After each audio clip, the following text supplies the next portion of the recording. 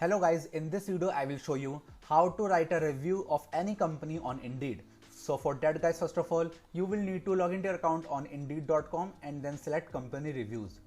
Now you can search for your company or you can go with the popular companies. Let's go with Infosys. Now select on its name. Now select write a review. Now you need to give the answers of all of these questions. Let's quickly go through with them. And then select on continue. Now you need to rate this company. Let's also go through with this quickly. Now scroll down.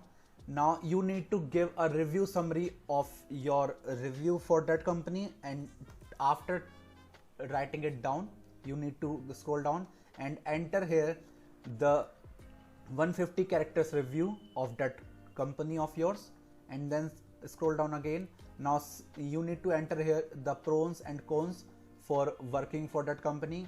Now scroll down again and now enter here job title at that company that you got, and then select your job location. Now enter here your starting date and enter here your ending date, and then scroll down. Now again answer these two questions and then select on finish.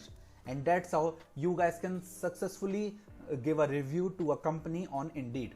So that's it for the video now. If you find this video helpful, then make sure to share this video with your family and friends, and also subscribe to our channel for more such content. And thanks for watching.